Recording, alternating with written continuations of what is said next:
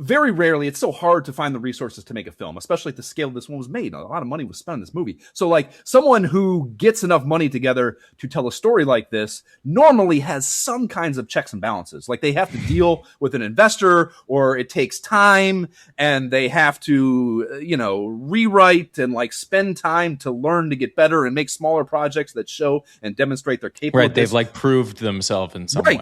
And Tommy and this film are this beautiful intersection of like, he had the resources and all he had was like the desire, and no one was in his way to keep him from just exercising that vision.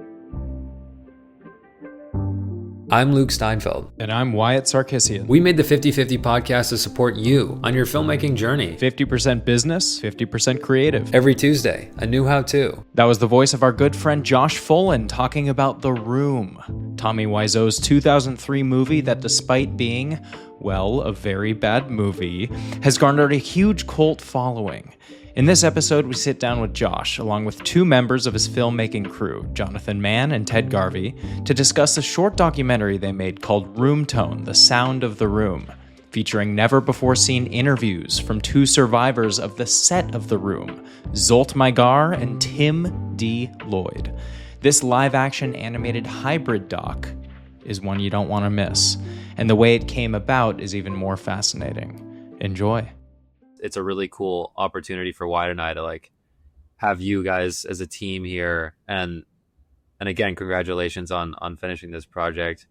And thanks. I guess to hear it took 5 years and everything is like, let's get into it. Like I want to hear what that process was like. It's a very fun opportunity for us to be able to facilitate a decompression for you guys. It's almost like we're the mediators, a civil service. How do you really feel? Yeah. What's really going on? Relieved that it's we got through it, but I guess when I signed on, I didn't really. I kind of thought it would be like a year, maybe 2 year kind of process, but there were a lot of. At least I don't know for anybody else, but there was a lot of life events that happened also during the course of this. So, as with anyone would over 5 years. Yeah. Right. So I don't know. I felt like a completely different person by the time it was over. But Can you guys give a little backstory just for the listeners of the project, and then we can kind of dig into timeline? Yeah, absolutely. So the name of it at release now is called Room Tone: The Sound of the Room, and the pitch of it's basically the sound mixer and the boom op from Tommy Wiseau's The Room, which of course a lot of the filmmaking community knows about already. If you haven't, God forbid, go see it and do it in the theater. Don't disclaimer for everyone: don't go see that. Don't watch this movie at home alone. It's a horrible idea. Wait and watch it in a theater with a room full of people who know how to watch The Room, the actual process of it, which is its own experience and its own thing. And yeah, I just cannot imagine how much less I would have enjoyed it had I not waited to do that and consume it that way. Anyways, it's the sound mixer and the boom op from that production. And I was the reason it came to me as a thing to make a short out of. I was reading the Disaster Artist book, Greg Sestero's book, who's the producer on the film and basically Tommy's kind of second-hand man for the project, even to this day. I mean, they're still touring the world with it, and Greg still goes out just as much, if not more, than Tommy. So it's his book, and I'm reading it, and there's stills, photographs that Greg took during the production, and that's their production photographer was just Greg taking pictures on a probably disposable camera. And there's a couple pictures in there of their sound mixer. And the first one early in the book is the sound mixer is in the parking lot in his tent with his head in his hands, having a really bad day. And it says like Zolt's, like the caption of it was like Zolt's having a bad day or something. And I read this, and one of the first jobs I had worked on when I got to LA was Glenn Danzig's, the Mother singer, also makes movies, kind of. And I worked on his feature, and Zsolt was a sound mixer on that. And I'm like, I read that caption, and like, I'm only out here a couple of years. I'm just like, the name is Zsolt. Like, I read that, and I'm like, how many sound mixers in LA can be named Zsolt? Like, that is a crazy name. What a coincidence. But you can't see his face in the picture, so I just, whatever. blow it off, read the rest of the book. I can't leave my apartment for like 2 days. It's like, I cannot. That's an amazing book, an amazing read. If you have any connection to filmmaking, the back of the house of it, it's just a fascinating recounting of was just a total shit show. So I read the book, and towards the end, there is a picture of Zsolt, their sound mixer, with Tommy, Greg, and then the DP that they took up to San Francisco for the satellite shoot, which if you're familiar with the project, they shot a couple days in San Francisco. That's where they shot the football scene that is like incredibly infamous and certainly featured in the Disaster Artist recounting of this very famous part of the production. But basically he went up there for that. So he was there the whole time. He saw everything, but there's a picture of him standing next to these guys, and I can see his face this time, and I know it's the guy I worked with, and I'm like, holy shit. And, I'm sitting there reading the book, so I'm just like, I have so many questions. Yeah. So I'm immediately texting Joel on my phone, like nanoseconds later, like, Joel, we have to sit down. I have to talk to you about this. I have to know more about your perspective of this project, especially seeing as you were apparently there for all of it, even the satellite shooting, which, right. Again, the lore of it, so much of the crew was fired over the course of principal photography. Went through 3DPs and like just every department head for the most part was cycled out a time or two. So, he saw everything, and there's just not, other than Greg and Tommy, like in the hindsight of working through this over the years, like other than Greg and Tommy, no one has a more comprehensive picture of how that thing went down, this incredibly infamous moment in independent filmmaking, So that is kind of the genesis of it, and he was gracious enough to say yes. And he was the one that suggested bringing the boom op Tim that worked with him for all the production as well. So that's how it became a 2-person interview. And the best part of all this, or the most interesting part of all this maybe, is it was during COVID. So that made even the beginning of this difficult and hard and slower and complicated than it had to be. And that is part of why it took me probably another year or so before we actually sat down, or close to, and sat down and did the interview. Right. So that's the genesis of it. I love it. I mean, it's very pure in a way too. It's very coincidental, and clearly you have as we all do, a passion for the room, and that's kind of what fuels all of these sort of component pieces to it. I'm curious at what point at what point did you think about, okay, I know I want to interview these people, but what is the sort of scope of the film going to look like? At what point did you start thinking about the visuals, and, then thereafter bringing in Jonathan and Ted, who we have on this call? It's so long ago that I don't remember if I had it in the can before I thought this, but it couldn't have been too long thereafter, even if not before, that I was like, I went to great lengths to find some fucking crazy ass wallpaper to put them against, to at least give the talking head nature of it something visually interesting. I liked the wallpaper; it was great. It was a crazy. This woman, she was fantastic, but this woman who had an apartment in Mar Vista, and I obviously just combing through Gigster or wherever I would have been looking for that interview location, I saw that wallpaper, and I was like, that's it. That's like, that is as interesting a wallpaper as you're going to get in an apartment for an interview here. So I went to links to make that interesting, but it's still not interesting. It's just 2 people talking on a couch. So you got to do something. And I knew I wasn't going to have archival footage to work with of any substance. So what are you going to do, And I had seen years ago, at Sundance, actually, the one time I went to it, I saw a documentary called Montage of Heck by, his name's Brett. What is his last name? I'm spacing, but he's a very accomplished music documentarian. And he did one on Nirvana that was, he had got a hold of some audio tapes that Courtney had like in a storage locker or something.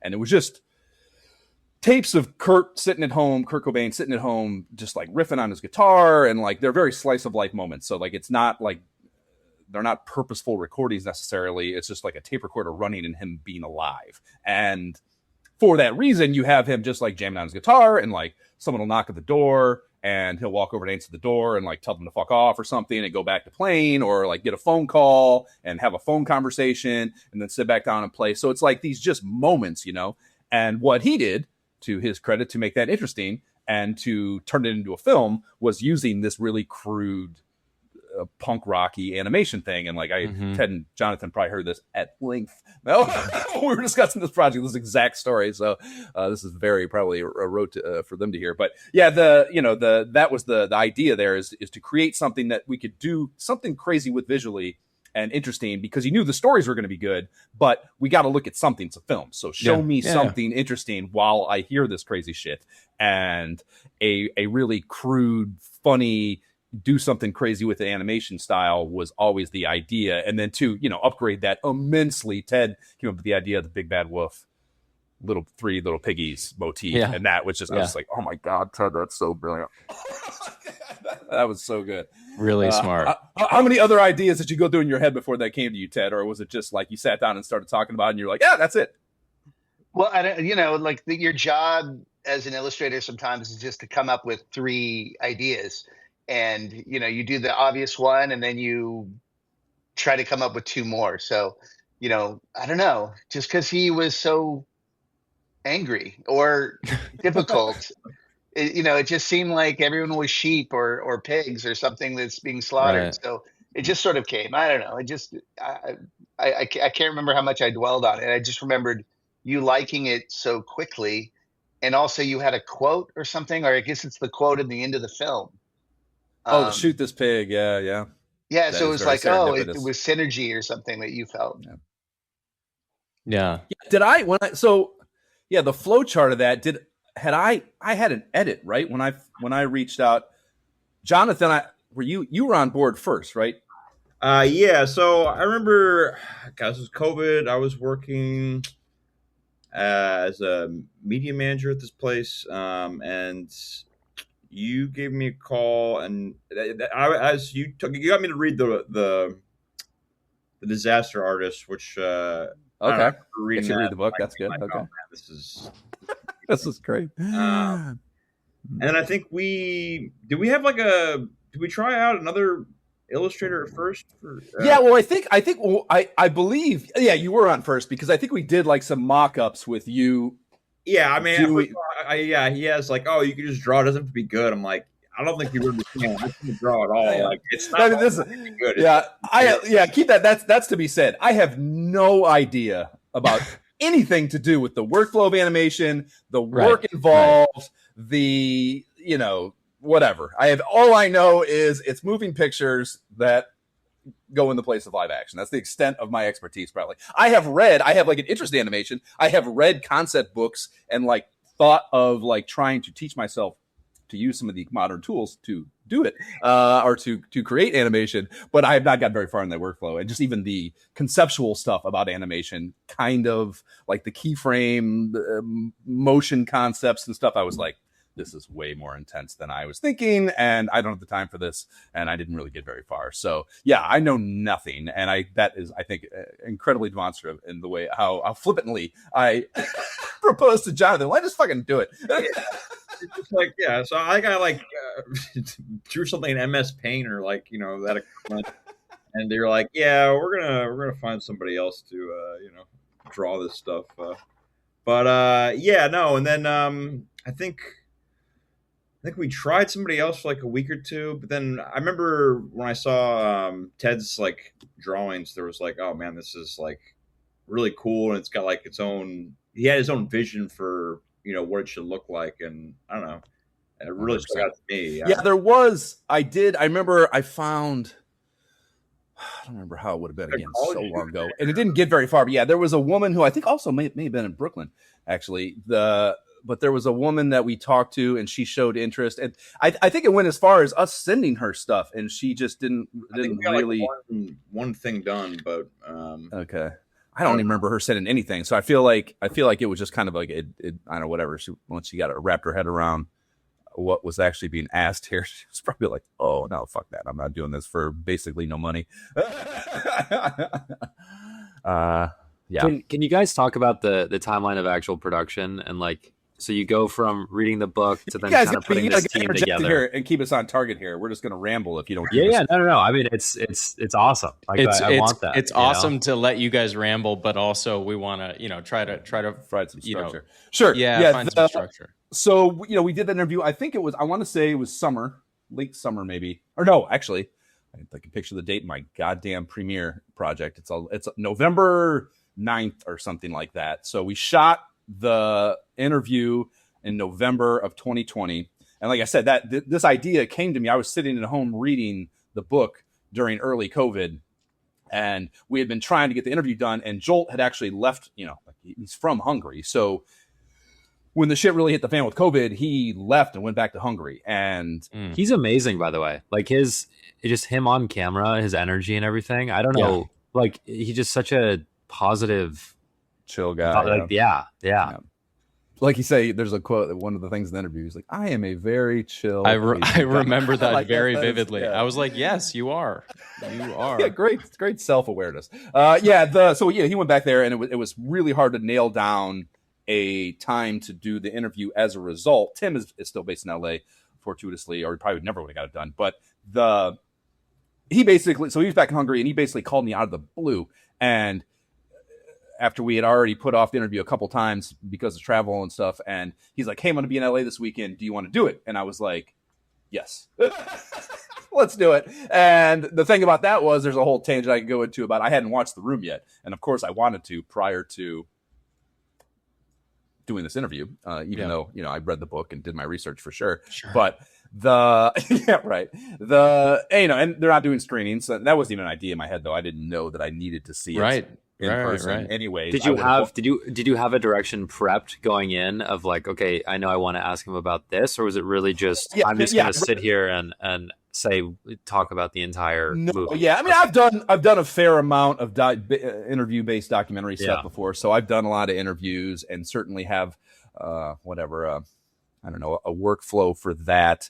And I'm always pushing. It's important to me when I'm doing an interview to, especially someone, I mean, they had never done anything like this, but I've interviewed a lot of like game and toy makers and stuff for all my nerdy nostalgia video game stuff and stuff like that. And, those guys have heard all those questions a million times that are just kind of the service level stuff. So it's very important to me to do enough research and dig down deep enough to have things to say and ask and prompt that are going to be outside the bounds of what they've heard. So yeah, I have plenty of experience doing that. And I had plenty of confidence that I was going to be able to, get more out of them than just whatever Greg's book might have proposed, might have shown us, or whomever else. And then, I also have the good fortune of they've never done an interview.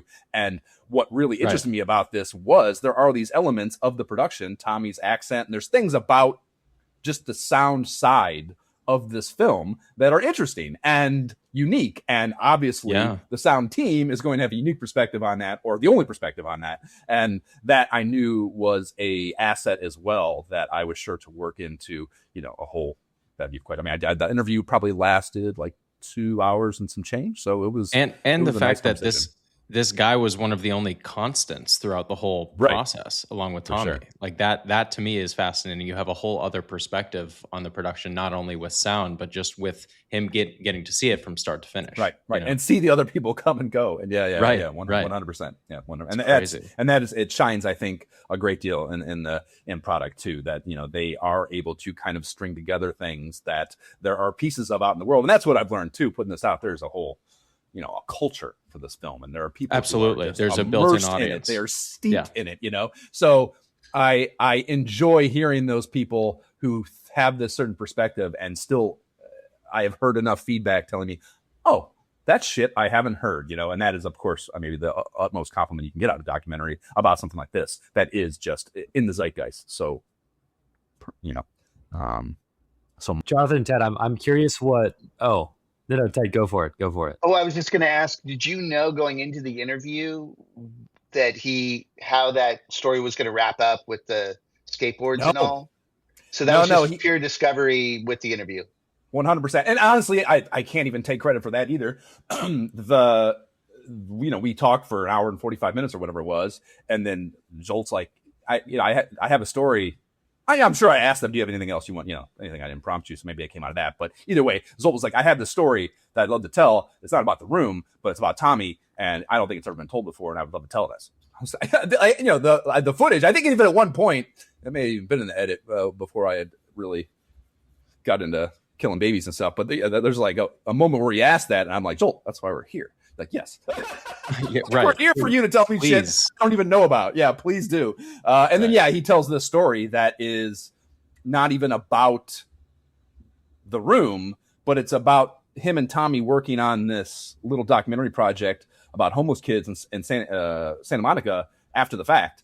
And, you know, it's beautiful as just any ending, probably, but it's extra beautiful because it juxtaposes what Tommy is thought of so much so. It's such an antithesis of behavior for everything he is known for, of being this, you know, that's why he's the big bad wolf, like this monster that's yelling at everyone. And you know, a lot of that's justified. There's a lot of things about his behavior and whatever during the shooting of the room that warrants that. So it's not to say that it's all unwarranted, but it is a just polar opposite kind of behavior, and just a really nice, I think, point about, you know, I think, I'm sure this was a very stressful time for him, whatever, you know, doesn't justify bad behavior or being a shithead, but it was probably, you know, he didn't know what he was doing, and he had to, at that point, by the tail end of that production, feel that immensely. So there's that. And, you know, any creative endeavor is stressful for artists, especially for people dealing with the entire scope of it. So there's just a million reasons why it would have been a hard time in his life too. So, you know, the idea that you could paint him in a more humanistic light by the end of this 27 minutes, I think, is a really beautiful thing too, that I just could not have been more excited about. And yeah, Ted and Jonathan's expression of that visually too was beautiful, and really was a great way to kind of finish the film out. You know? So can we get into that? So you finish this interview, you have the cut, and then you bring it to Ted and Jonathan. Can you talk about, I guess, Ted and Jonathan, if you guys want to hop in here too, of like, you get this footage. What was that? What were those first conversations like? So I think we both watched it. I mean, so when Ted kind of sent, you know, the Big Bad Wolf and Three Little Pigs, I don't know, we started like, I don't know, we also like would get on Zoom and have conversations about how we wanted certain things to look, I think. But I mean, honestly, Ted was really the visionary for a lot of these, you know, like he kind of he knew what it should look like, and then we would just kind of discuss, like, I don't know, comedic beats, I guess, like how could we add a little bit of comedy here, and then I don't know, sometimes he would send me the slides or the, you know, the illustrations, and we'd have a very specific plan, and then sometimes I'd be like, oh, let me try something different here.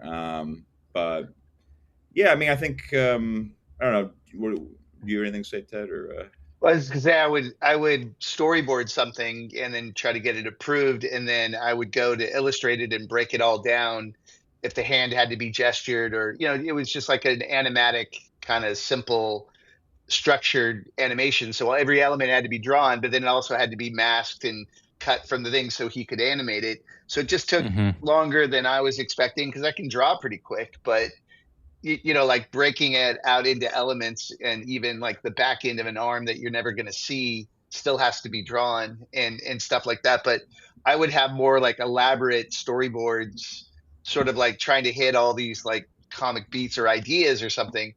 And then, you know, rightfully they would simplify and just get it sort of done, you know, and it's like, okay, good.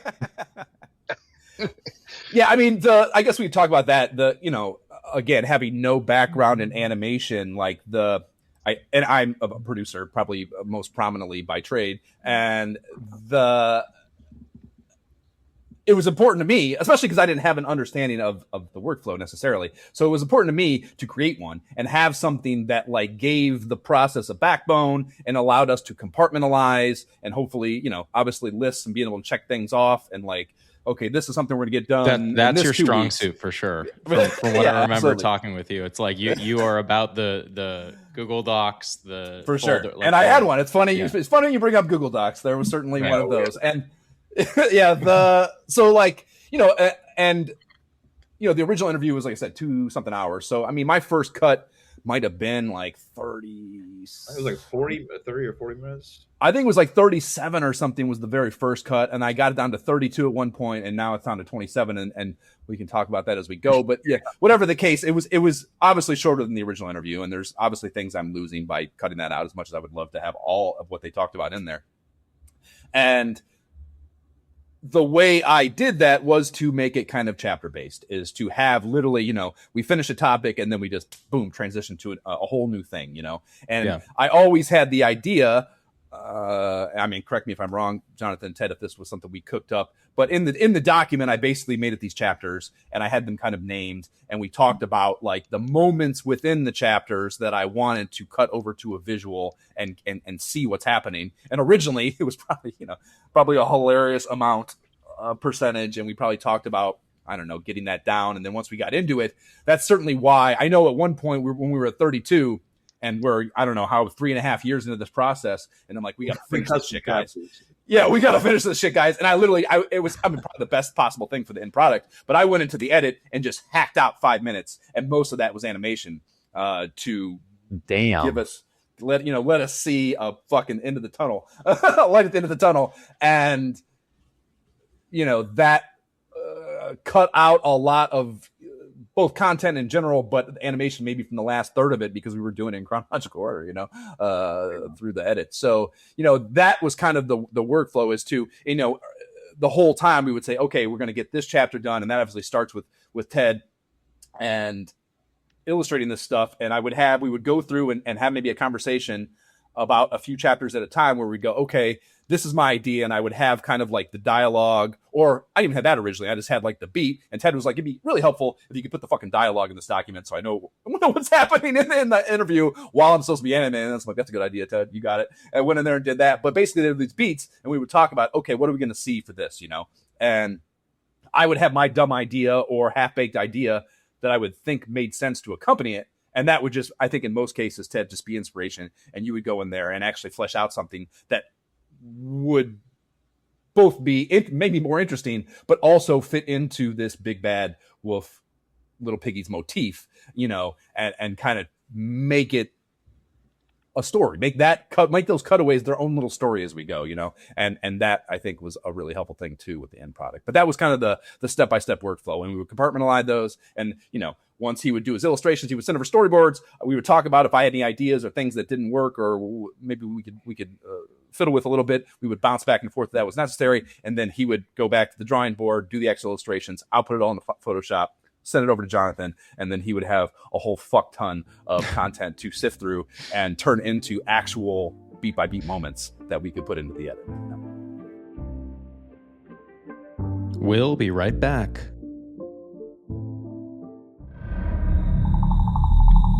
I want to play like a scary song from like a horror movie before this, but all the copyright stuff. So I can't, but imagine there's like a scary song playing right now, and it's like, oh, the 50/50 Horror Festival is coming up. You need to submit your short film soon by August 7th. August 7th is the deadline. You have 2 months to submit your short film. You have 2 months, and then after that there's another deadline. Read it here first. Submit now. Submit now, if you dare. Now, but for real, we have our horror festival coming up in October. October 18th is the actual day. Get your short in by August 7th. If you want to be a part of it, we look forward to viewing your submission on Film Freeway. 50/50 horror. Those are the numbers, 50/50 horror.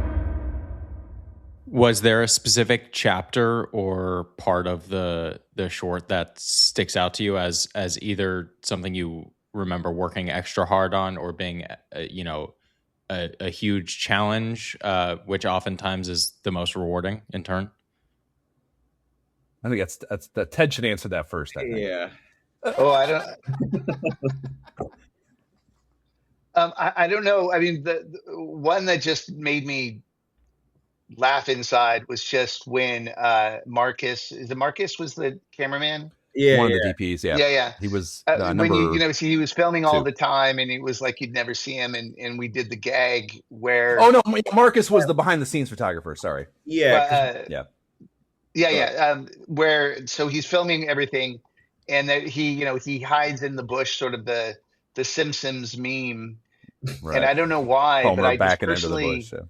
enjoyed doing that. Like, it was just kind Yeah. of like, oh, it's like I've watched The Simpsons. I know this joke. It's a popular meme. And it just felt like, oh yeah, he's just gonna hide in the bush, and It's such a fun opportunity to like do something that you're a fan of. Yeah, exactly. And and deconstruct it, and then figure out a way to sort of like what is I can see that passion, Ted. That's one of the you go through in the marketing process, festival, all that. You got to pick out your stills, and that's one of the ones that's like beautiful and ornate enough and has enough going on. That's a great demonstration of like maybe our most complex animation moment, because not only do you have it's a close up of this piggy with the camera in his hand They're on all his shoulder. pigs.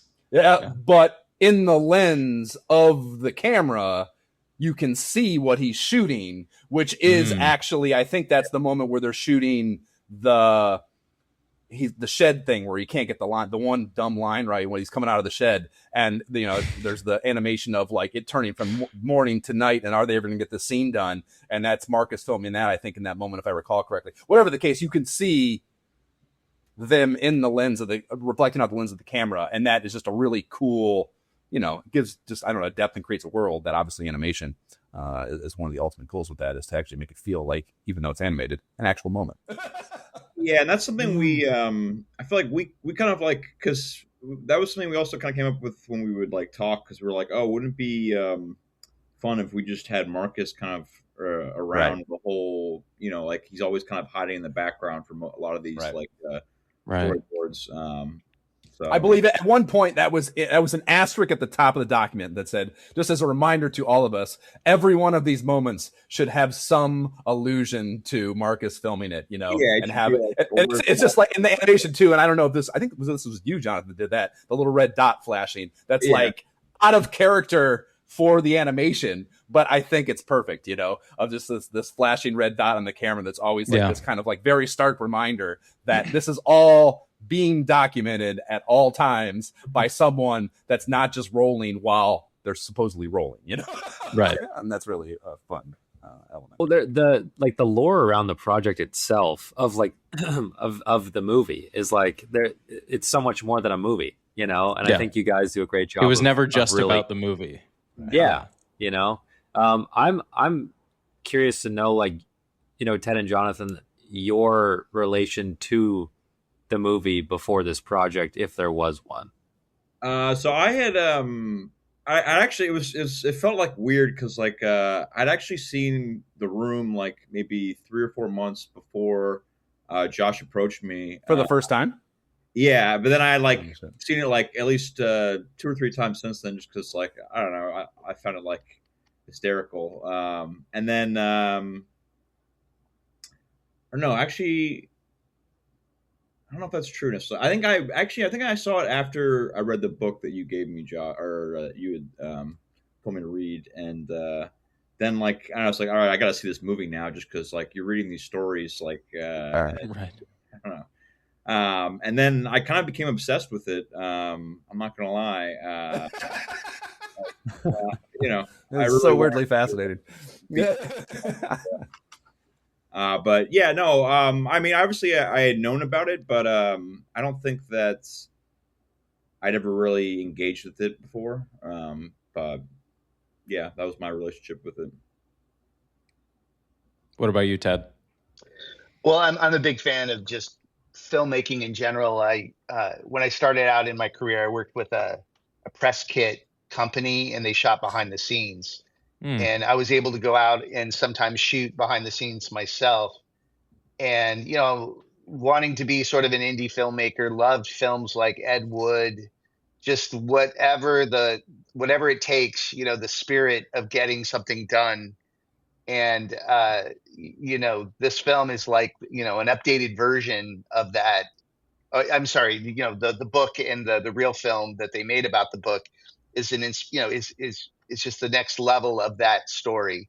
And it was just fun to be a part of telling that story, just because I have that experience of like being on set, shooting, and how complicated sets can be. And they're so unintuitive, from an outsider. They don't, like my friend who's like a lighting guy, he was like, sometimes they have to make it so fake for it to look real on film.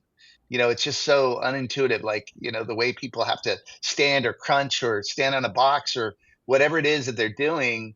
The illusion of reality is just an illusion. And it's like a magic trick. So I always love that kind of thing. And that's what always draws me to these sort of things.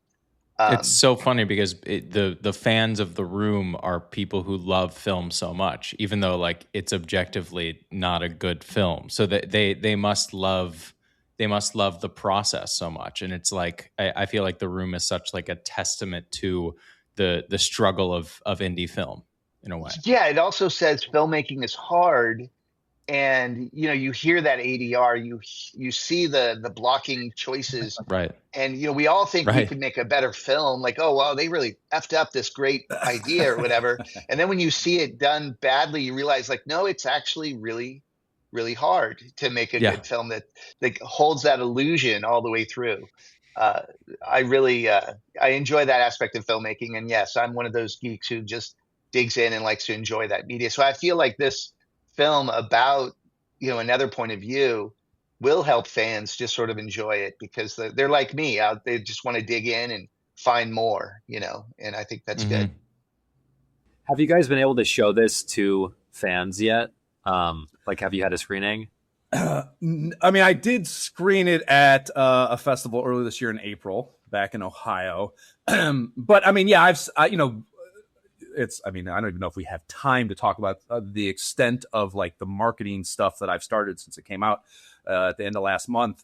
And, it's such an interesting intersection. I've made so many movies, and I do know I've made a few movies where they have a real world element to them that give it an audience and a life and a reason to be interested in it beyond just a piece of storytelling. And I know how powerful that is and how useful it is for marketing.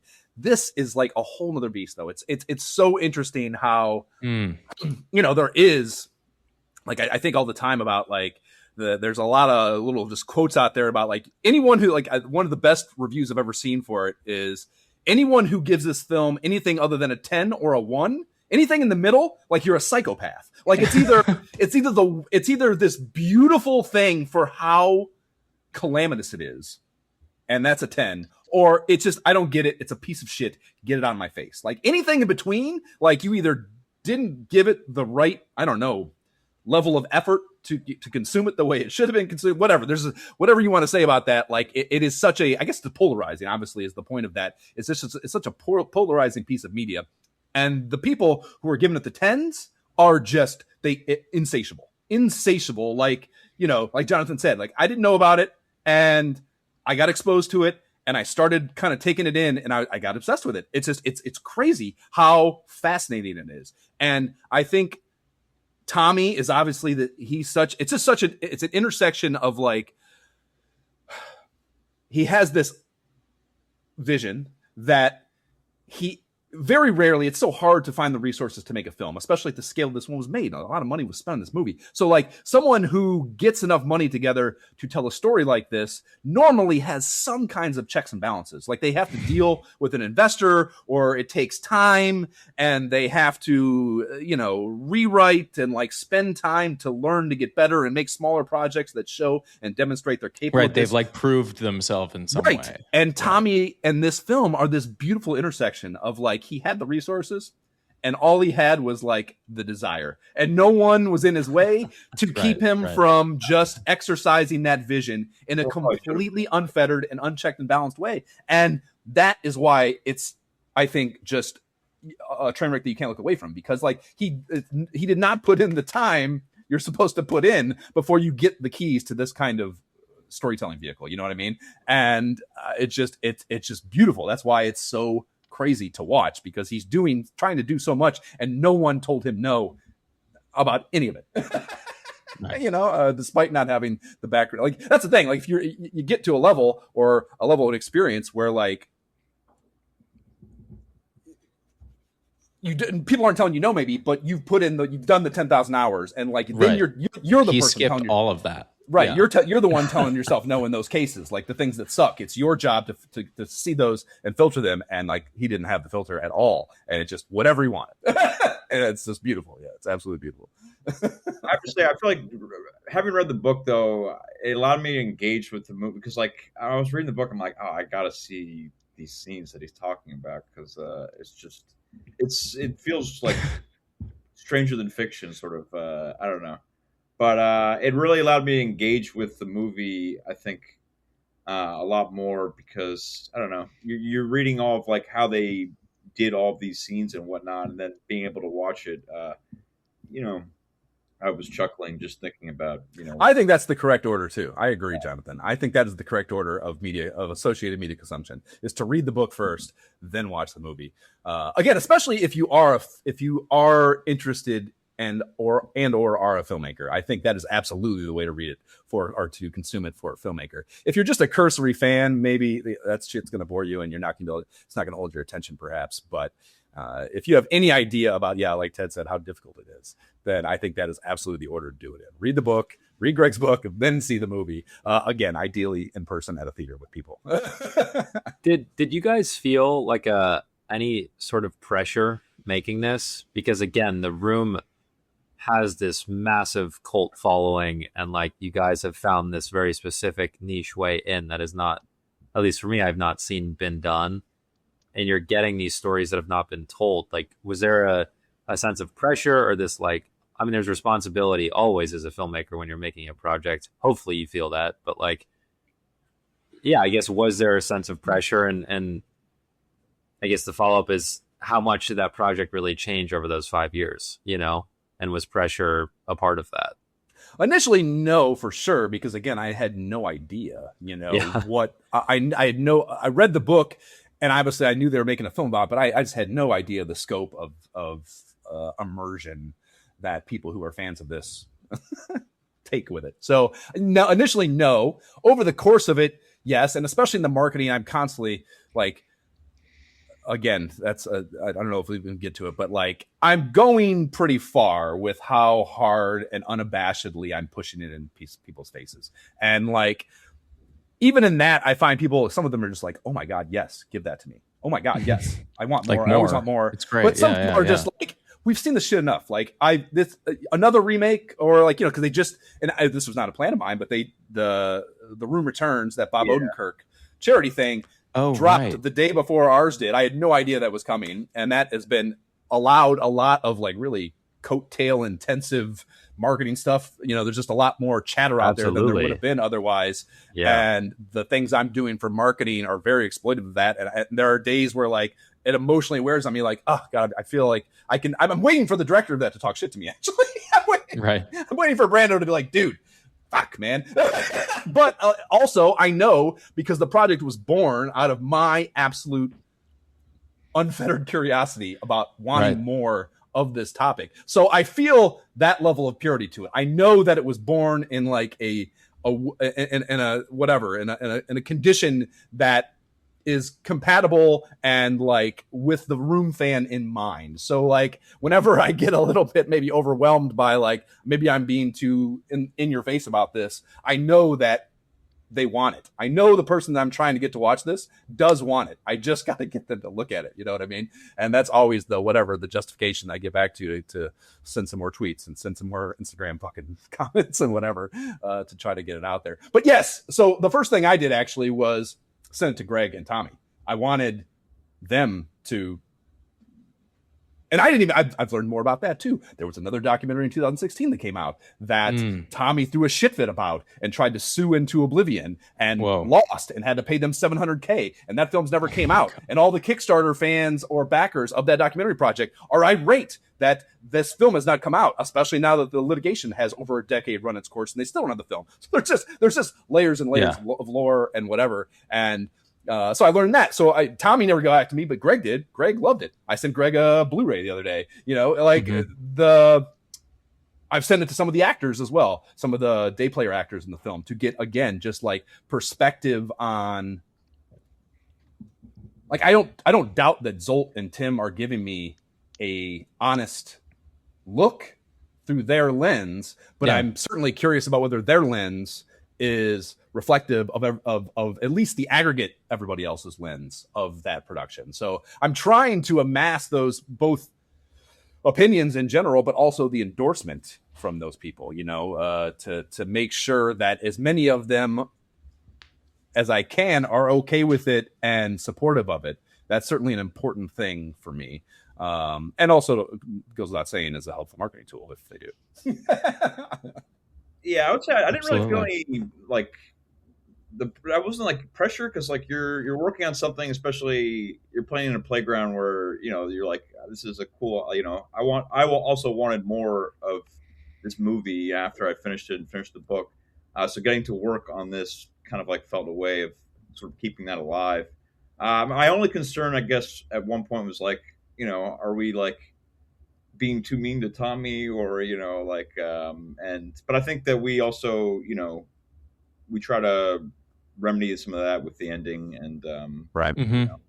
Being fair. Cause again, I mean, he did do some shitty things, but, it's also, you can kind of understand. And like Ted was saying, like making a movie is just a hard endeavor and you don't really understand that when you're going into it, especially the first time, Ted, how did you feel about showing Tommy's cocksock falling off? I had a note. I wrote it down. I wrote penis. Yeah, are we gonna talk about that? Or So you wrote, that was the moment where I was like, all right, I don't know if we're going, I don't know if we're going too far here. But, Well, so again, we have a Google Doc, and you're just going down the checklist. It's like, okay, I got some time this weekend. I'm going to work on this, and or Jonathan's pushing. It's like, hey, I could work on this if you could just deliver something to me. So like, okay, I'm going to work on this, and then I would go through, read it, and then I go, oh, I emailed Josh and said, all right, well, you have the whole sock on the penis thing and you want it to drop a few times, so how do you want to handle the penis? Like, do you want to cleverly hide it between, there's a gag of like hiding the penis behind the lamp or hide it behind the, a crew member going by or something. And he said, what are you talking about? Just show it. Right. Yeah. That sounds, I don't remember this moment specifically, but that sounds like something I'd say. I'm just used to like television rules. Censorship. Like, no censorship ever. Right.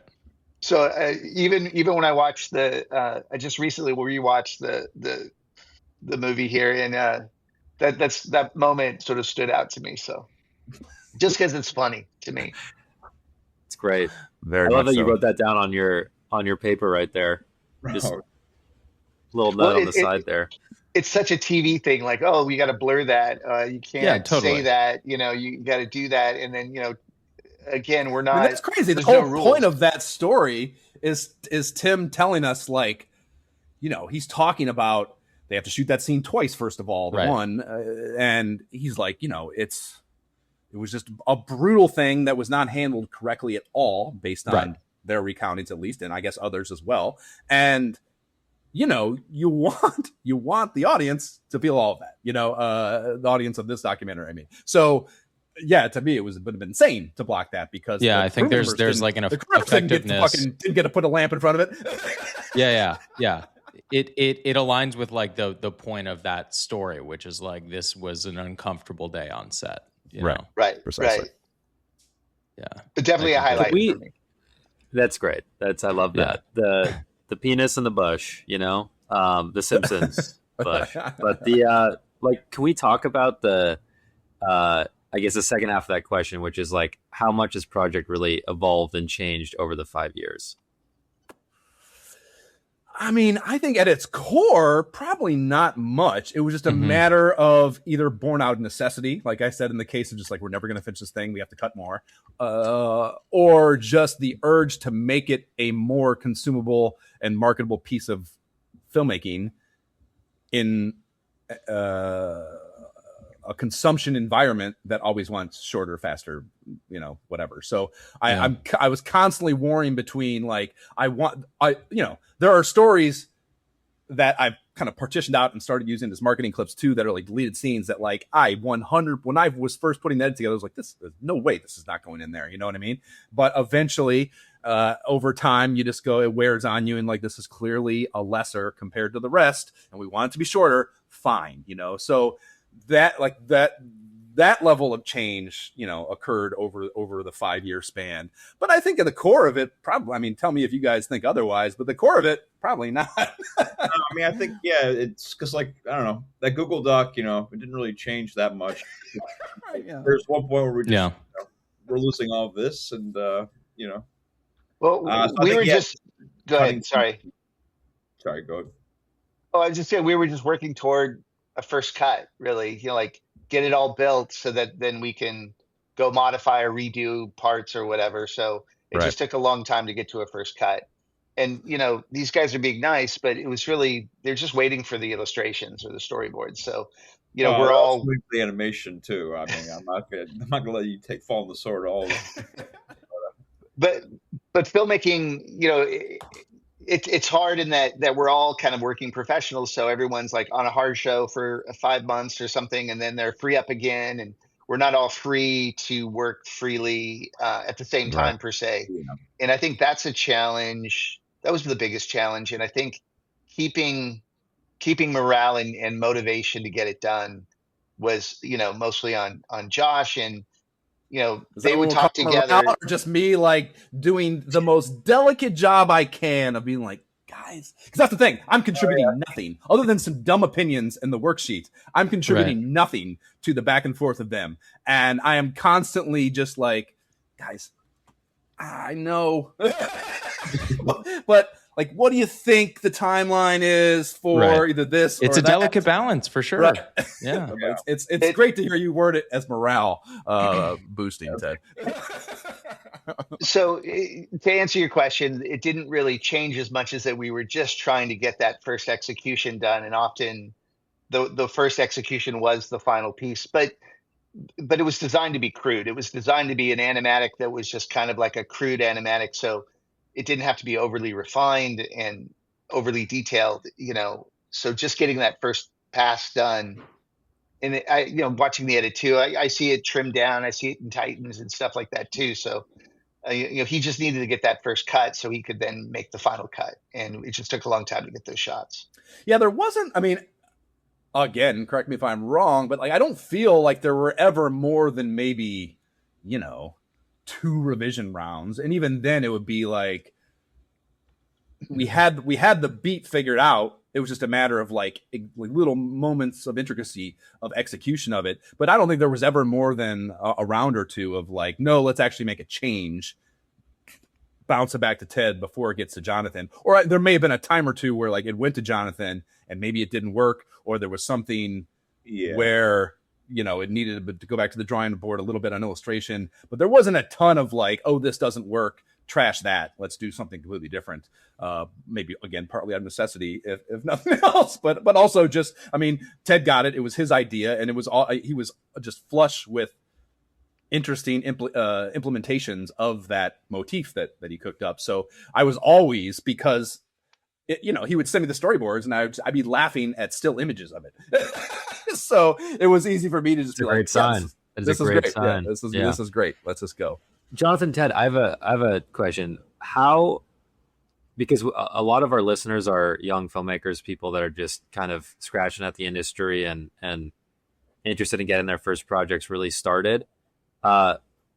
Is there a way that Josh approached you guys regarding keeping the project going and like the momentum sense that you really appreciated, where it was like, because Wyatt and I both, we're also creatives, and like we understand, if there's someone breathing down your neck, it's like, all right, like if you do this too many times, like I don't want to do this, and like there's the poking thing and kind of retrieving into the shell or whatever. But like, was there something that he was doing or saying that actually made it like it kept you excited about the project?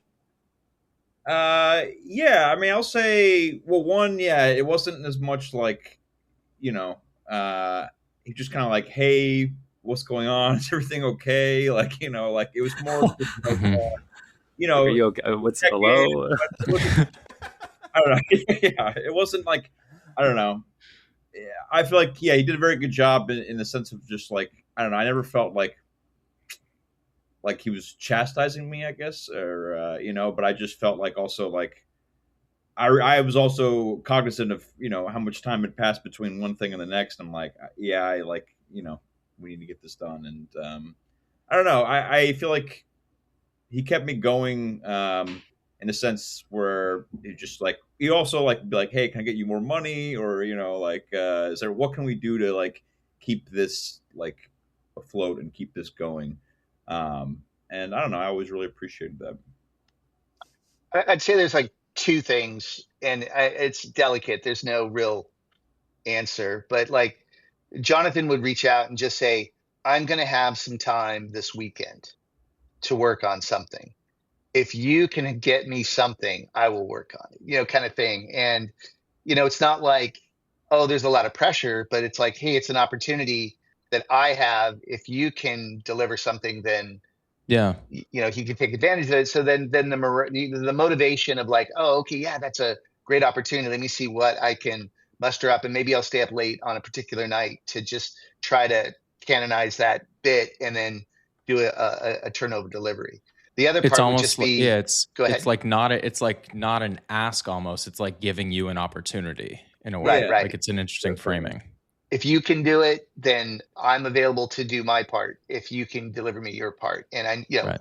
but there was no overtly pressure. It was just like, man, we're all on this for a long time, and it's we're all working professionals, and then Josh being clear of like, well, maybe if we cut these parts, we can then now, instead of X amount of shots, it's this shorter amount of shots, and that seems morale wise more doable, and then that builds up morale. And as we get closer and closer, plus I was looking forward to drawing the end scene, the skateboard and Tommy buying skateboards and all that stuff. So I was motivated to want to get to that scene because it was something in my head that I knew it was special, and I wanted just to put more time in that to get the expressions of the sincerity of the children, or just make it fun. And so that was a morale too, just be like, I was always looking forward to doing that scene. So I don't know if I answered your question, but Absolutely, it's hard.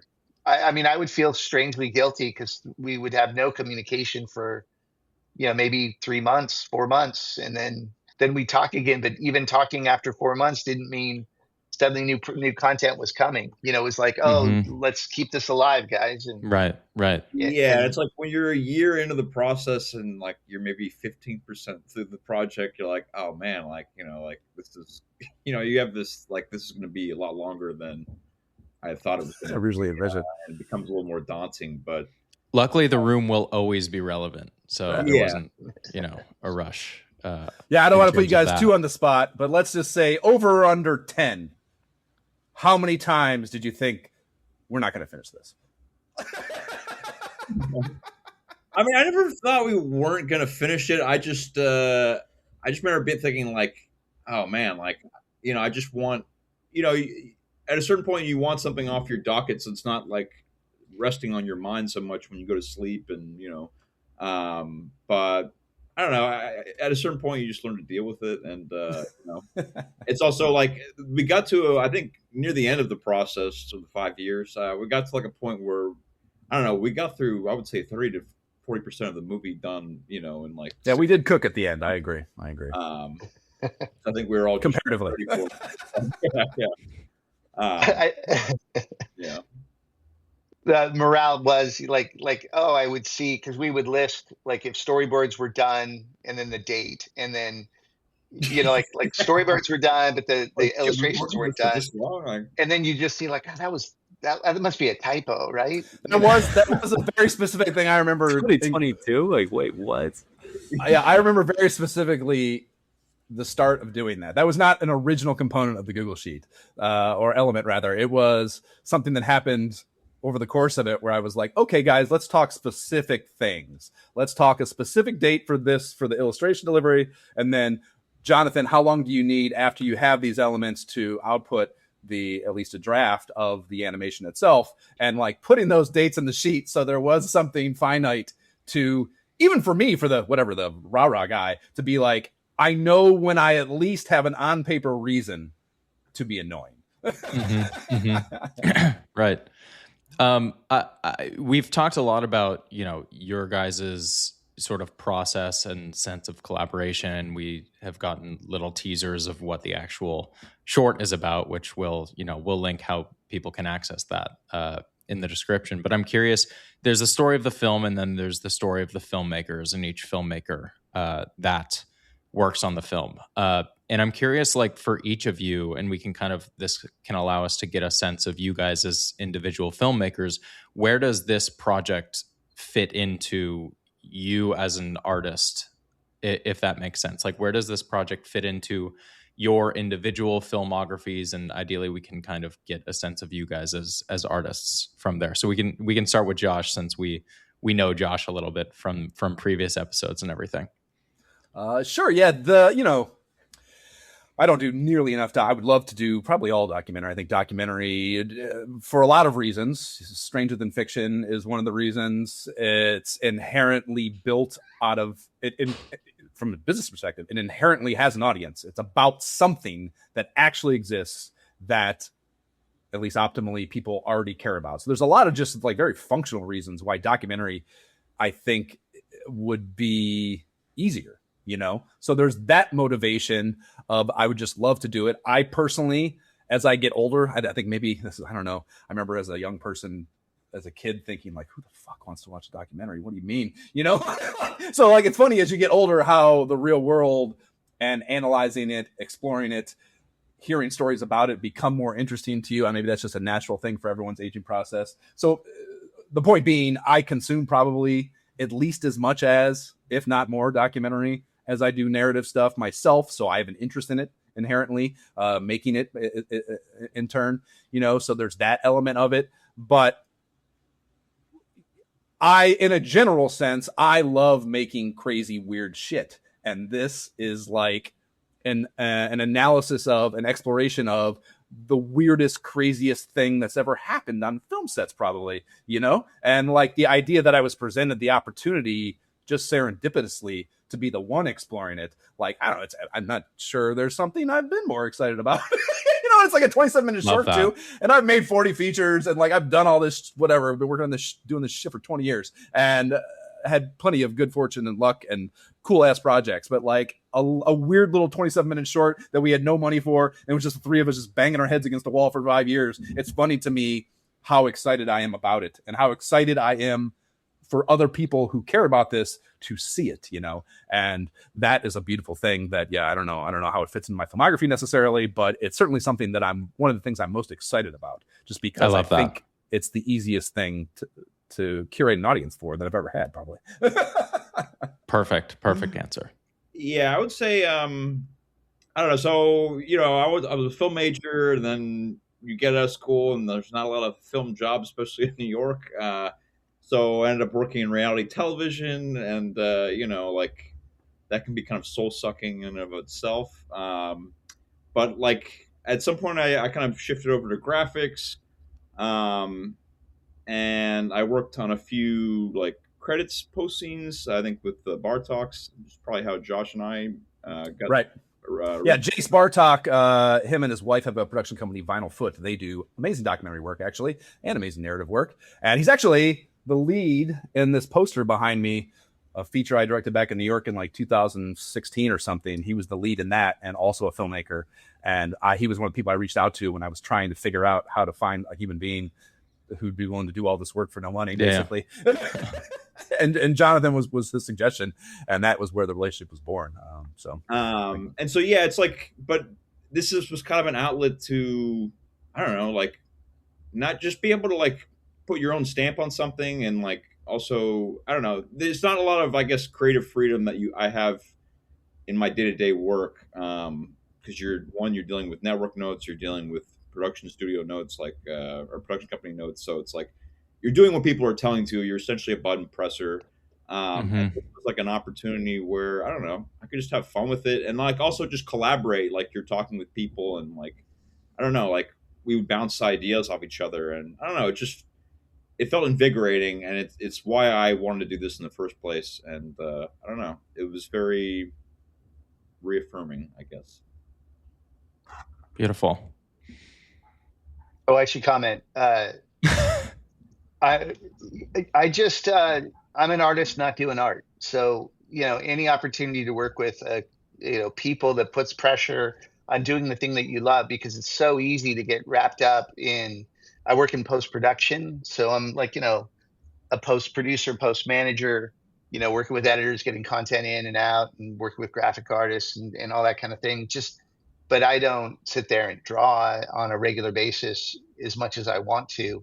And I'm relatively good at it, but if you don't keep at it, you just kind of lose your talent, or you lose your way, or you lose your confidence to be able to solve the problems as quickly as you want to. And that was a lot of what I discovered when we worked on the show, was like, I had this feeling of how quickly we could, like I could bang out a couple of those. I mean, I can storyboard 30 panels in a day, just drawing them, not breaking them apart and isolating and masking and thinking of story beats or the backgrounds and all that kind of thing, just kind of drawing what you want. But when it comes to really executing, it just takes longer than you think, either by problem solving, or you want it a little better, or it just isn't working for whatever reason. Or there's just these little exploratory things that you just want to do. I think there's a shot in the film where we spin around Tommy's head. I just wanted to do it. I didn't even know if it was appropriate for the storytelling. It's just like I just wanted to do it, and Josh liked it. But it's more like it was fun. It was fun to do some of the stuff. Some of it was just work, because we just had to check it off on the list and get through it. But the ones that were fun to do. And if I'm going to be an artist, I need to be doing art. And the pressure to keep up with these guys and keep doing it was the gift for me. That's awesome. It's amazing.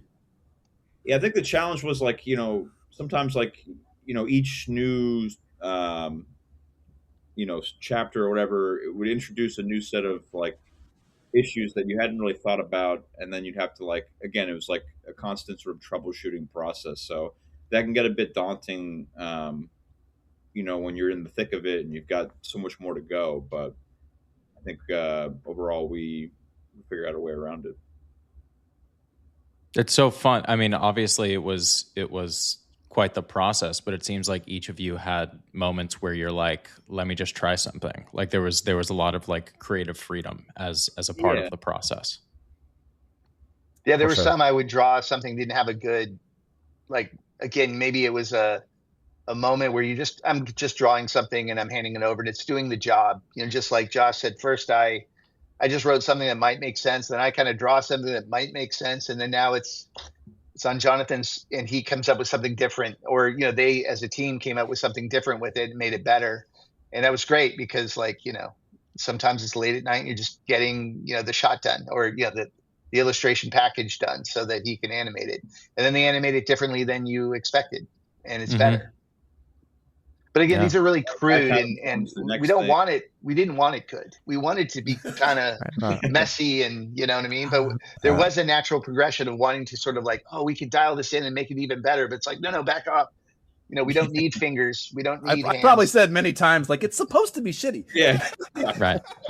That's a really fun place to work in though. And Wyatt and I have spoken about this, but of just like pushing yourself to kind of have fun with it, because it's really easy to fall into this has to be perfect and every frame needs to be this and that. And then a lot of times it's like, especially with the tone of this project, it's like fun and breaking rules. And like you guys have all mentioned, like is integral, like that's like the backbone of this thing. And you guys succeeded at that. So again, congratulations on that and on this project. Yeah. Thank you. Well, I want to be wary of time, and we do ask one final question to all of our guests before we say goodbye, and it's an intentionally vague question, and you all can answer it how you see fit. But what is the dream? I mean, I guess first last time, yeah. To do more stuff. Like the dream is to just, I don't know, be able to create in a way that feels like, I don't know, you can explore things. And I don't know, I enjoy creative freedom, and I enjoy the bouncing back. This is a team sport, and being able to work with people, and someone else has a different perspective that you didn't even think of, and then you just make something better as a result of just working together. I mean, I don't know, just doing what you love, like, or I guess that's kind of the dream for me.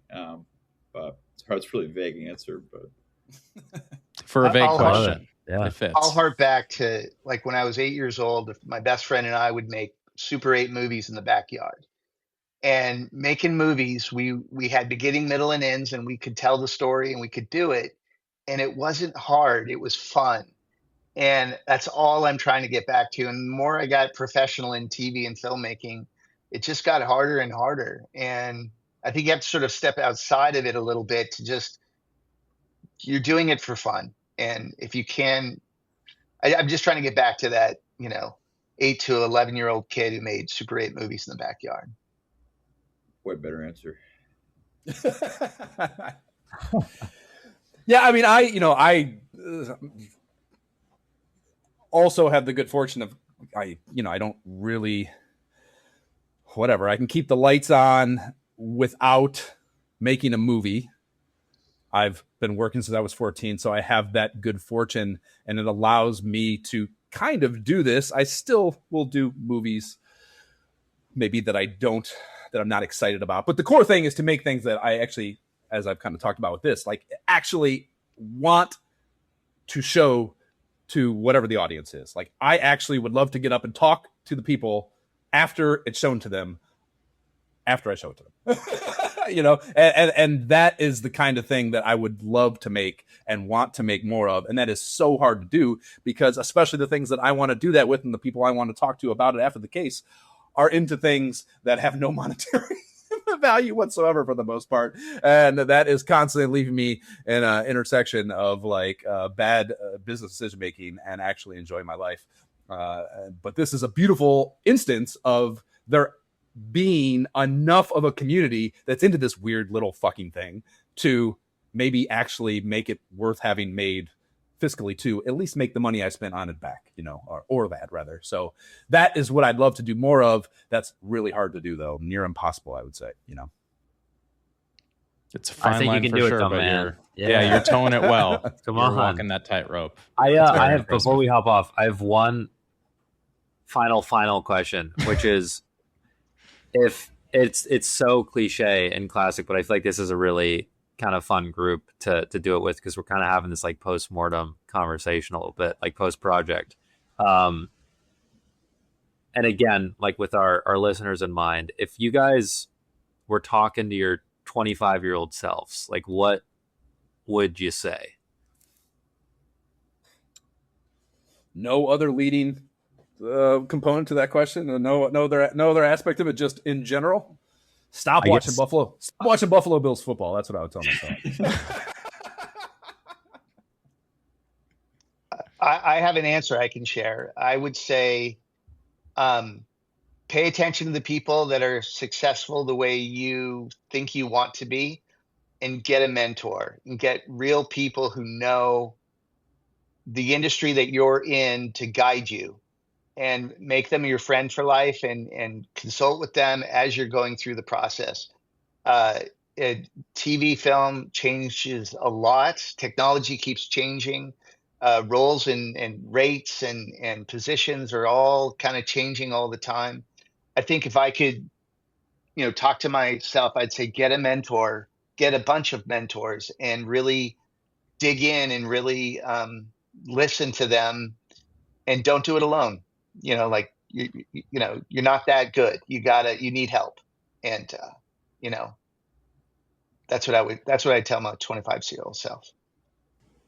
Yeah, I would say just do it, for lack of a better term. But like, I think perfect is the enemy of good, and I think that when you're younger, you think that I don't know, you have this vision of how it should be, and it will never, when you're first doing something, it'll never end up looking and sounding or feeling like you wanted it to feel. But like, there is an insight you gain from the process, and you get better every time you do it. So I would just say, don't make excuses, or don't like hesitate. Just do it, because you get better with execution every time. And yeah. Yeah. Yeah. Thank you guys. Yeah. Well, do you want me to give an actual answer, or Sure. I said this we last learned, time, so I'll keep it short and reiterate it. I think I said this during the Tricks interview as well, but and this is a piggyback off Ted's idea, is relationships. This is there. I don't know if there is a better example of an industry where things happen, wheels get greased, projects exist, progress is made more based on the community that you curate around you and your ability to find solutions, generate things, whatever it might be, by way of another human being in your life and helping you do it. And yeah, I was horrible at it early on. I still am, actually. It's easily my biggest weakness as a producer, is it exhausts me to think to keep relationships going, even though once I'm in the, like, if I actually pick up the phone and call someone, I enjoy every second of it. So at least I have that going for me. But the act of picking up the phone and making that call makes me want to jump off the roof. And I'd rather just sit in my room alone because I have some weird ass psychological introspective thing going on. So like, overcome that if you have it, and create and curate those relationships, because you never know where they're going to be, just from a very, that's kind of a grimy way to put it, but you never know where someone else is going to be 10 years from now. And more importantly, you never know how you can help each other 10 years from now. So as many people as you can actually enjoy the company of, to urge you to keep it going and do so, form and curate those relationships, because they're how you get anywhere in this business, for sure. That's great. I mean, we definitely, part of this podcast is curating that community, and part of the, the mission of 50/50 and everything. So we really appreciate you guys coming on. I feel like Luke asked that question very selfishly, because we're both trying to figure it out ourselves. And a lot of the podcast is us just like wanting to take different parts of the artistic process from people and steal and use it for ourselves. So we appreciate the selflessness and the willingness to come on and have this sort of post-mortem debrief. It was fun, and it felt like it was a really fun interview. So we appreciate you guys hopping on. Thanks for having us. Yeah, absolutely. Thank you guys. And now it's 50/50 After Hours.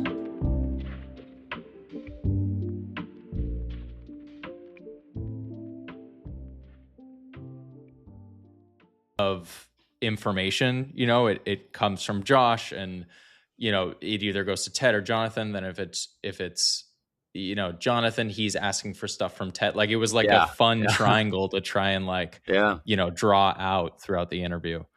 It's a great doc, and it's such a cool angle. You don't really see a lot of docs with like so much added animation. Like, I feel like it's a cool blend of forms. And it was a very punk rock anime. The whole thing felt very that. Which, again, you said the Stranger Than Fiction is the main right inspo there, which makes sense. But you ever the oh hi Mark. I paused the documentary and just looked up Oh Hi Mark, and I rewatched that scene. Can you do it? You kind of learn a little something more every time you watch that scene.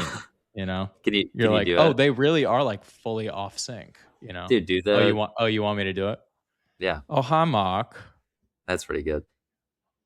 No, you do it. I can't. I gotta hear it. Yeah. Did you have breakfast yet? Or? No, I haven't. I had a little muffin though. It was pretty good. That counts as breakfast. I gotta have like a bagel and maybe some eggs or something. How do you say bagel again? What was that? Bagel. Bagel. I did not say that. Yeah, you said bagel. You know what? I don't need to stay on for all this BS. That was great though. Those guys are awesome. Josh is awesome. Yeah, he open invite to come back whenever he wants. Always, literally, like whenever he's got a new thing that he's really excited about. Like, I love that. I love that he's become like a constant. In the pod. Yeah, it's fun. He when he was talking about the marketing of it, but then also of this specific project, and then also with just the success of the movie itself, and how they still because they tore that around constantly, man. Yeah, theaters and pack the place. Like, I feel like there's gotta be time. a way for them to, with the doc and somehow Yeah. also traveling and doing but also that not kind of get thing. sued by Tommy Wiseau. Like it's a delicate balance. That's a good point. If anybody can walk that tightrope, it's Josh. Like It's Josh. Come on. It's crazy. He's it's.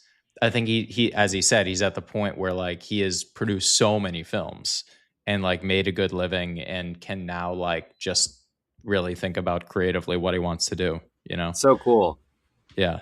And it's all really of cool. them, Like he's all taken of them really had right. like a really wonderful angle into the project, of like that freedom.